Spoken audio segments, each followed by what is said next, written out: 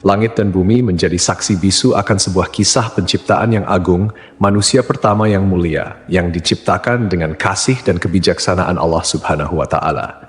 Nabi Adam alaihissalam diberikan amanah sebagai nabi pertama yang dipilih oleh Allah untuk menyampaikan tauhid dan menjadi pemimpin pertama di bumi. Allah Subhanahu wa Ta'ala memberitahukan kepada para malaikat tentang keinginannya untuk menciptakan Nabi Adam alaihissalam dan keturunannya. Para malaikat bertanya untuk mencari tahu hikmah di balik penciptaan Adam dan keturunannya, bukan untuk membantah, menghina, atau dengki terhadap keturunan Adam seperti yang dipahami oleh sebagian mufasir. Mereka berkata, apakah engkau hendak menjadikan orang yang merusak dan menumpahkan darah di sana? Menurut salah satu pendapat, kerusakan dan pertumpahan darah sudah pernah terjadi sebelum Nabi Adam alaihissalam diciptakan, dan hal itu dilakukan oleh para jin dan sekelompok jin lainnya. Jin sudah ada 2000 tahun sebelum Adam alaihissalam diciptakan, dan mereka saling menumpahkan darah. Kemudian Allah Subhanahu wa Ta'ala mengirim sepasukan malaikat untuk menghalau mereka ke semenanjung lautan. Menurut pendapat lain, para malaikat mengatakan demikian karena mereka tahu bahwa makhluk-makhluk yang diciptakan dari unsur bumi biasanya berwatak demikian. Lalu Allah Subhanahu wa Ta'ala menjawab pertanyaan para malaikat, "Aku mengetahui apa yang tidak kalian ketahui." Artinya, Allah mengetahui maslahat besar di balik penciptaan manusia yang tidak mereka ketahui. Di antaranya akan muncul para nabi, rasul, orang-orang syidikin, dan syuhada dari keturunan Nabi Adam alaihissalam. Allah Subhanahu wa Ta'ala telah menciptakan Nabi Adam alaihissalam berdasarkan bentuknya. Nabi Adam alaihissalam diciptakan dari tanah yang diambil dari berbagai hamparan bumi. Warna-warni tanah yang tersebar di seluruh bumi ini menjadi sebab keturunan Nabi Adam alaihissalam lahir dengan beragam warna kulit hingga saat ini. Variasi tersebut mencerminkan kebesaran Allah Subhanahu wa Ta'ala dalam menciptakan keanekaragaman manusia. Tingginya 60 hasta atau sekitar 27,43 meter yang sering dibulatkan menjadi 30 meter. Hal ini selaras dengan penelitian yang dimuat dalam jurnal Madaha Yisrael Bienglit Verayet yang menyatakan bahwa tinggi rata-rata manusia zaman dahulu 90 kaki atau sekitar 7,43 meter seperti yang dijelaskan dalam hadis. Allah Subhanahu wa Ta'ala telah menciptakan Nabi Adam alaihissalam berdasarkan bentuknya dengan tinggi 60 hasta. Kemudian Allah Subhanahu wa Ta'ala berfirman, "Pergilah dan berilah salam kepada para malaikat dan dengarkanlah apa yang mereka katakan kepadamu. Itulah kehormatan bagimu dan keturunanmu." Ukuran tubuh manusia terus-terus menyusut secara bertahap hingga sekarang. Tentunya Allah Subhanahu wa Ta'ala memiliki hikmah terbaik terkait penyusutan tubuh manusia karena rencananya selalu yang terbaik.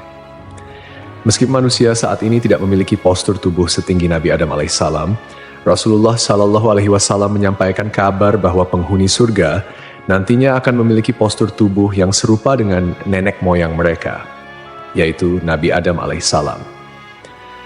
Tubuh penghuni surga akan kembali ke bentuk awal penciptaan manusia. Seperti yang disabdakan Rasulullah Shallallahu alaihi wasallam, sesungguhnya tinggi badan para penghuni surga ketika mereka memasuki surga adalah 60 hasta seperti pohon kurma yang tinggi. Mereka makan buah-buah pohon di surga sambil berdiri. Allah Subhanahu wa Ta'ala juga mengajarkan kepada Nabi Adam alaihissalam nama-nama semua benda yang diketahui manusia. Mulai dari nama manusia, hewan, bumi, tanah, lautan, gunung, unta, keledai, hingga nama-nama benda lainnya. Allah Subhanahu wa Ta'ala juga mengajarkan nama lembaran, takdir, dan lainnya. Allah Subhanahu wa Ta'ala mengajarkan nama-nama benda dan sifat-sifatnya, mulai dari benda-benda besar hingga kecil. Allah Subhanahu wa Ta'ala berfirman dalam surah Syad, "Ingatlah ketika Rabbmu berfirman kepada para malaikat, sesungguhnya aku akan menciptakan manusia dari tanah. Maka apabila telah aku sempurnakan kejadiannya dan aku tiupkan kepadanya ruh ciptaanku, maka tunduklah kamu kepadanya dengan bersujud sebagai tanda penghormatan." Maka seluruh malaikat itu bersujud semuanya bersama-sama, kecuali iblis. Dia menyombongkan diri dan dia termasuk golongan yang kafir. Allah berfirman, "Hai iblis, apakah yang menghalangimu sujud kepada yang telah aku ciptakan dengan kedua tanganku? Apakah kamu menyombongkan diri ataukah kamu merasa termasuk orang-orang yang lebih tinggi?" Iblis berkata, "Aku lebih baik daripadanya, karena engkau ciptakan aku dari api, sedangkan dia engkau ciptakan dari tanah." Allah berfirman, "Maka keluarlah kamu dari surga, sesungguhnya kamu adalah orang yang terkutuk, dan sesungguhnya kutukanku tetap atasmu sampai hari pembalasan." Iblis berkata, "Ya Tuhanku, tangguhkanlah aku sampai pada hari mereka dibangkitkan." Allah berfirman, "Maka sesungguhnya kamu termasuk golongan yang diberi penangguhan sampai pada hari yang telah ditentukan waktunya, yaitu hari kiamat." Iblis menjawab, "Demi kemuliaanmu, pasti aku akan menyesatkan mereka semuanya, kecuali hamba-hambamu yang terpilih di antara mereka." Allah berfirman, "Maka yang benar adalah sumpahku, dan hanya kebenaran itulah yang aku katakan. Sungguh, aku akan memenuhi neraka jahanam dengan kamu, dan dengan orang-orang yang mengikutimu di antara mereka semuanya." Surah Syad 71 hingga 78. Hasan al-Basri menuturkan, iblis sama sekali bukan golongan malaikat. Pada mulanya, iblis berasal dari golongan jin. Namun, kala mereka berbuat onar di bumi, Allah mengutus sepasukan malaikat, membunuh dan mengusir mereka ke semenanjung-semenanjung lautan. Iblis termasuk di antara jin yang ditawan, kemudian dibawa naik ke langit, dan kemudian ia singgah di sana. Saat para malaikat diperintahkan bersujud, iblis enggan menuruti perintah itu. Ibnu Mas'ud menyatakan, iblis pada mulanya adalah pemimpin para malaikat di langit paling bawah. Ibnu Abbas menambahkan, namanya Azazil. Riwayat lain menyebutkan namanya Harits. Ada juga yang menyatakan, iblis berasal dari salah satu golongan malaikat bernama jin. Mereka bertugas menjaga surga. Ia termasuk yang paling mulia, paling banyak ilmu dan ibadah di antara mereka dan memiliki 4 sayap. Namun kemudian Allah mengubah wujudnya menjadi setan yang terkutuk. Allah memerintahkan Adam alaihissalam untuk tinggal di surga bersama istrinya. Allah berfirman, "Dan kami berfirman, wahai Adam, tinggallah engkau dan istrimu di dalam surga dan makanlah dengan nikmat berbagai makanan yang ada di sana sesukamu. Tetapi janganlah kamu dekati pohon ini, nanti kamu termasuk orang-orang yang zalim." Al-Baqarah 35. Iblis dikeluarkan dari surga dan Adam ditempatkan di surga. Adam berjalan di sana seorang diri tanpa seorang istri mendampingi agar bisa merasa senang. Adam lalu terlelap sesaat. Setelah bangun, ternyata ada seorang wanita duduk di dekat kepalanya. Ia diciptakan Allah dari tulang rusuk Adam. Adam bertanya, "Kamu siapa?" "Aku seorang wanita," jawab Hawa. "Kenapa kau diciptakan?" tanya Adam. "Agar kau merasa senang padaku," jawabnya. Para malaikat kemudian bertanya kepada Adam karena mereka tahu luasnya ilmu Adam. "Siapa namanya, wahai Adam?" Nabi Adam menjawab, "Namanya Hawa." "Kenapa disebut Hawa?" tanya para malaikat. "Karena ia diciptakan dari benda hidup," jawab Adam. Hawa diciptakan dari tulang rusuk sebelah kiri yang paling pendek saat ia tidur. Kemudian tulang tersebut diganti dengan daging. Setelah Hawa diciptakan dan hidup bersama Adam di surga, di dalam surga tersebut, Adam dan Hawa memperoleh bimbingan, tuntunan, perintah, dan larangan dari Allah, sebagaimana yang diberikan kepada umat manusia di dunia. Allah mengizinkan keduanya menikmati segala jenis makanan yang ada di surga, kecuali buah dari pohon terlarang. Para mufasir memiliki beragam pendapat terkait pohon dan buah terlarang ini. Sebagian ulama berpendapat yang dimaksud adalah pohon anggur. Orang-orang Yahudi mengatakan pohon yang dimaksud adalah gandum. Biji-bijian gandum ini lebih lembut dari keju dan lebih manis dari madu. Sebagian ulama lain mengatakan bahwa buah tersebut adalah kurma. Sementara Abu Aliyah menyatakan, siapapun yang memakan buah pohon tersebut pasti mengeluarkan hadas, dan di surga tidak patut ada hadas. Perbedaan pendapat ini intinya hampir sama. Allah sengaja tidak menyebut buah apa persisnya.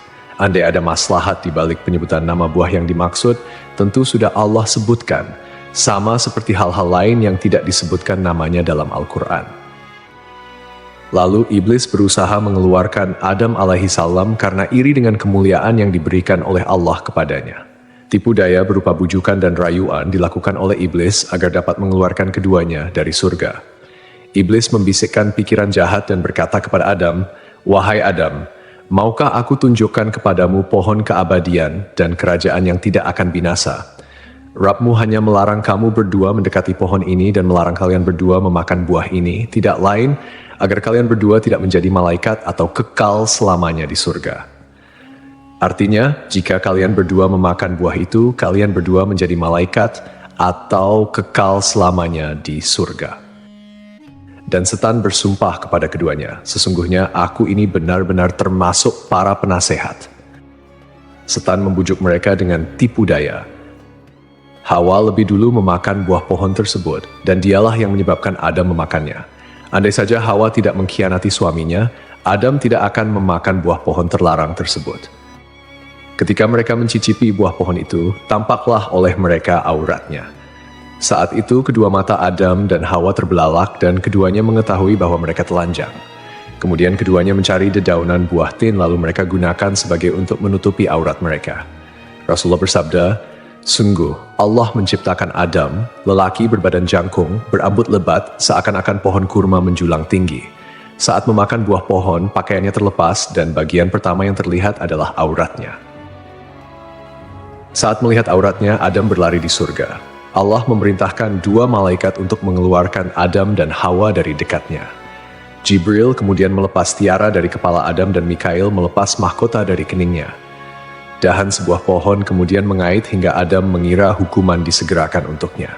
Adam menundukkan kepala dengan mengatakan, "Ampun, ampun." Allah berfirman, "Apa kau melarikan diri dariku?" Adam menjawab, "Bukan, tapi karena aku malu padamu, wahai penolongku." Rabb menyeru mereka, "Bukankah aku telah melarang kamu dari pohon itu dan aku telah mengatakan bahwa sesungguhnya setan adalah musuh yang nyata bagi kamu berdua?" Keduanya berkata, "Ya Rabb kami telah menzalimi diri kami sendiri." Setelah menyadari kesalahannya, Adam dan Hawa meminta pertaubatan kepada Allah. Pertaubatan Adam dan Hawa diterima oleh Allah, namun Allah tetap memberikan hukuman akibat pelanggaran yang dilakukan oleh Adam dan Hawa.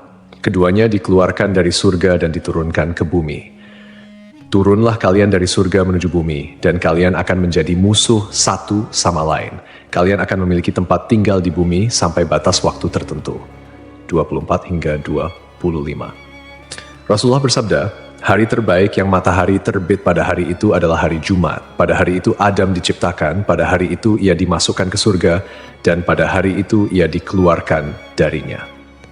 Para ulama memiliki pendapat yang berbeda mengenai lokasi diturunkannya Adam dan Hawa di bumi. Pendapat mayoritas menerima bahwa Adam dan Hawa diturunkan ke bumi pada dua tempat yang berbeda dan kemudian bertemu di Arafah. At-Tabari, At-Tabrani, Abu Nuaim, dan Ibnu Asakir meriwayatkan bahwa Adam alaihi salam diturunkan ke bumi di India. Pendapat ini diperoleh dari hadis yang disampaikan oleh Abdullah bin Umar dan Abdullah bin Abbas. Sementara itu, menurut pendapat ini, Hawa diturunkan di Jeddah. Riwayat lain menyatakan bahwa Adam dan Hawa diturunkan di Shofa dan Marwah, di mana Adam di Shofa sedangkan Hawa di Marwah. Al-Auza'i meriwayatkan bahwa Adam berada di surga selama 100 tahun.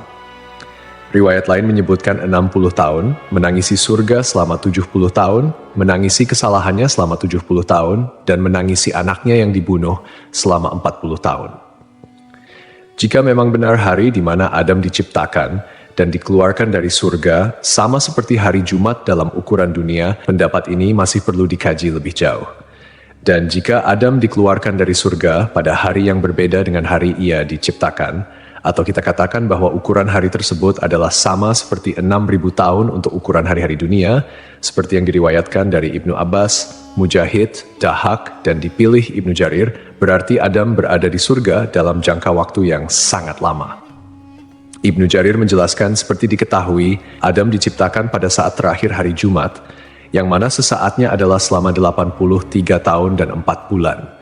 Karena saat Adam masih berbentuk tanah yang berwujud dan ruh belum ditiupkan, ia bertahan selama 40 tahun dalam kondisi seperti itu. Selanjutnya Adam berada di surga sebelum diturunkan dari sana selama 43 tahun. Wallahu alam. Lalu setelah sekian lama mereka pun dipertemukan kembali oleh Allah di Jabal Rahmah. Nabi Adam dan Hawa memulai kehidupan baru sebagai manusia biasa dan kembali menjalani kehidupan berdua sebagai pasangan suami istri. Mereka dikaruniai keturunan. Setiap kali melahirkan, Hawa melahirkan sepasang anak lelaki dan perempuan. Adam diperintahkan untuk menikahkan setiap anak lelaki dengan saudari kembar saudaranya, dan setiap anak perempuan dengan saudara kembar saudarinya. Tidak halal saudara perempuan menikah dengan saudara lelaki yang lahir bersamaan. Setelah itu, populasi manusia menyebar di berbagai belahan bumi. Hawa melahirkan 40 anak dalam 20 kali kehamilan. Allah menurunkan Adam dari surga ke bumi dan mengajarkan segala kerajinan padanya. Allah membekali Adam dengan buah surga. Hanya saja, buah-buahan dunia berubah, sementara buah-buahan surga tidak berubah. Allah berfirman, "Wahai Adam, sungguh, aku memiliki tanah haram tepat sejajar dengan arsiku.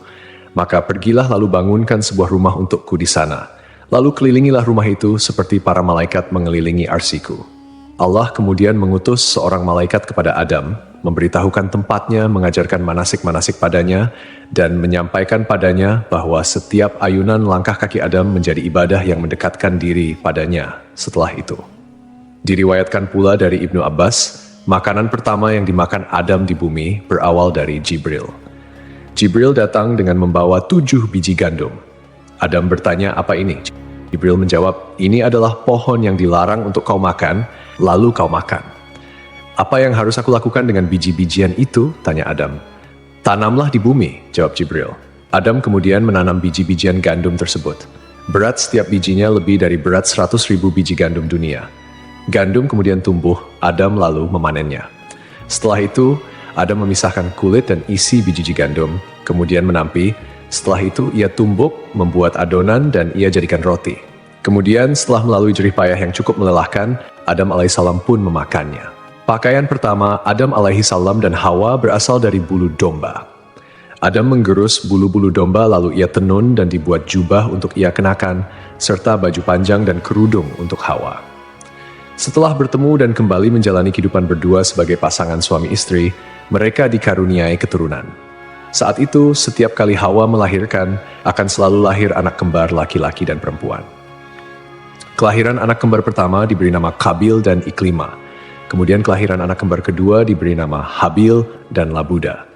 Ketika anak-anak Nabi Adam alaihissalam dan Hawa tumbuh dewasa, mereka pun memiliki karakter dan sifat yang berbeda. Kabil mempunyai sifat yang keras, sedangkan Habil mempunyai sifat yang lebih lemah lembut dan sabar. Kemudian, anak perempuan Iklima menjadi remaja yang memiliki paras yang cantik, sementara Labuda biasa-biasa saja. Seiring bertambahnya usia, mereka mulai tertarik pada lawan jenis. Hingga Allah menurunkan kepada Nabi Adam alaihissalam dan Hawa bahwa keempat anaknya harus dinikahkan sesuai aturan yang tidak memperbolehkan pernikahan dengan anak kembar. Dengan kata lain, Kabil tidak bisa menikah dengan Iklima, begitupun Habil yang tidak bisa menikahi Labuda. Setelah Nabi Adam alaihissalam menyampaikan aturan pernikahan kepada saudara kembarnya, ternyata Kabil menolak dan mengatakan ingin menikah dengan Iklima yang tidak lain merupakan saudara kembarnya sendiri. Untuk menyelesaikan perselisihan antara anak laki-lakinya, Nabi Adam alaihissalam mengajukan solusi yaitu Kabil dan Habil harus berkurban, lalu kurbannya diterima di sisi Allah, sehingga dialah yang berhak menikah dengan Iklima. Setelah itu, Adam pergi untuk menunaikan ibadah haji ke Mekkah dan menitipkan anak-anaknya kepada langit. Tapi langit enggan menerima permintaannya itu. Adam kemudian menitipkan anak-anaknya kepada bumi dan gunung, namun mereka semua menolak. Kabil justru menerima permintaan ayahnya untuk menjaga saudara-saudaranya. Kabil, seorang petani sombong, menyiapkan seikat gandum dengan kualitas yang jelek. Sedangkan Habil, yang merupakan seorang peternak, menyiapkan seekor kambing gemuk untuk dikorbankan. Kurban keduanya disimpan di tengah lapangan. Tak lama kemudian, Allah menurunkan api dan memakan kurban Habil, sementara kurban milik Kabil dibiarkan. Artinya, Allah menerima kurban Habil dan diperbolehkan menikah dengan Iklima. Suatu malam, Habil tidak kunjung pulang mengembala kambing. Setelah mencari-cari, Kabil bertemu Habil. Kabil berkata pada Habil, "Kurbanmu diterima sementara kurbanku tidak." Habil menyahut, "Sesungguhnya Allah hanya menerima amal dari orang yang bertakwa." Kabil marah saat itu dan memukulkan benda tumpul yang ia bawa hingga Habil meninggal dunia. Allah berfirman, "Dan ceritakanlah Muhammad yang sebenarnya kepada mereka tentang kisah kedua putra Adam ketika keduanya mempersembahkan kurban, maka kurban salah seorang dari mereka berdua, Habil, diterima dan dari yang lain tidak diterima. Dia berkata, 'Sungguh aku pasti membunuhmu.' Dia Habil berkata, 'Sesungguhnya Allah hanya menerima amal dari orang yang bertakwa. Sungguh, jika engkau menggerakkan tanganmu kepadaku untuk membunuhku, aku tidak akan menggerakkan tanganku kepadamu untuk membunuhmu. Aku takut kepada Allah, Rabb seluruh alam. Sesungguhnya aku ingin agar engkau kembali dengan bawa dosa membunuhku dan dosamu sendiri, maka engkau akan menjadi penghuni neraka. Peristiwa itu menjadi pembunuhan pertama di bumi. Karena ketakutan dan bingung, ia tidak tahu bagaimana cara menyembunyikan Habil yang sudah mati. Kabil berusaha membuangnya ke laut, tetapi ombak mendorong tubuh Habil hingga ke tepian. Akhirnya Kabil memohon ampun kepada Allah dan bertaubat atas segala perbuatannya. Sampai akhirnya Kabil melihat seekor burung gagak di atas pohon dan seekor burung gagak mati. Burung gagak yang masih hidup membawa burung gagak yang mati itu ke tanah. Burung gagak tersebut kemudian membuat lubang di tanah dan mendorong gagak yang mati itu ke dalamnya. Kabil akhirnya paham dan meniru cara burung gagak itu. Mengenai lokasi terbunuhnya Habil, menurut keterangan beberapa ulama, berada di kawasan pegunungan Kasyun sebelah utara Damaskus. Terdapat sebuah gua bernama Gua Dam yang dikenal sebagai tempat Kabil membunuh saudaranya, Habil. Reaksi Nabi Adam ketika mengetahui bahwa Habil dibunuh oleh Kabil digambarkan dalam beberapa riwayat, meskipun tidak secara langsung dicatat dalam Al-Quran. Ketika berita kematian Habil sampai kepada Adam, ia merasakan kesedihan yang mendalam dan hancur melihat salah satu anaknya melakukan tindakan yang sangat tragis dan tidak bermoral. Kesedihan ini menjadi ujian baginya sebagai seorang ayah, dan ia berusaha mengajarkan anak-anaknya tentang akibat dari perbuatan buruk serta pentingnya menjaga hubungan baik antar saudara. Nabi Adam mengingat kembali ajaran yang diberikan Allah mengenai persaudaraan dan kebaikan, sehingga ia merasa sangat terpukul oleh tindakan Kabil yang mengakibatkan pembunuhan pertama di bumi. Dalam kesedihannya, Adam berdoa kepada Allah memohon ampunan dan petunjuk atas apa yang telah terjadi. Dia juga berusaha untuk menjelaskan kepada Kabil tentang dampak dari tindakan buruknya, menekankan bahwa Allah hanya menerima amal dari orang yang bertakwa, dan bahwa setiap perbuatan memiliki konsekuensi. Melalui momen duka ini, Adam berusaha mengingatkan anak-anaknya untuk selalu kembali kepada kebaikan dan menjauhi segala bentuk kejahatan, mengajarkan mereka bahwa penyesalan dan tobat adalah jalan menuju pengampunan Allah. Dikisahkan sebelum akhir hayatnya, Nabi Adam alaihissalam meminta putranya untuk membawakan buah dari surga. Adam menginginkan setandan buah anggur surga. Anak-anaknya kemudian mencarikan buah anggur untuknya dan mereka berpapasan dengan para malaikat. Para malaikat bertanya, "Kalian hendak kemana, anak-anak Adam?" Mereka menjawab, "Ayah kami menginginkan setandan buah anggur surga." Para malaikat berkata, "Pulanglah, kalian sudah tidak perlu lagi mencari buah itu." Lalu, para malaikat mencabut nyawa Adam, memandikan, memberi kamper, dan mengafani jenazahnya. Jibril menyalatkan jenazahnya dan para malaikat syalat di belakangnya. Setelah itu, mereka mengubur jenazah Adam. Para malaikat selanjutnya berkata, "Inilah syariat kalian dalam mengurus jenazah." Kemudian, sebelum pergi, mereka berpesan agar kematian Adam menjadi pelajaran bagi umat. Sebab dari peristiwa itu, manusia bisa mengenali prosesi dan ritual pemakaman. Adam meninggal dunia setahun setelah Hawa meninggal. Ulama berbeda pendapat terkait lokasi pemakaman Adam. Menurut riwayat yang masyhur, Adam dimakamkan di dekat sebuah gunung di India, tempat ia diturunkan dari surga. Menurut sumber lain, Adam dimakamkan di gunung Abu Kubais, Mekkah. Sumber lain menyebutkan, sebelum banjir besar terjadi, Nabi Nuh memindahkan jasad Adam dan Hawa dalam sebuah peti, lalu ia makamkan di Baitul Maqdis, seperti yang disampaikan oleh Ibn Jarir.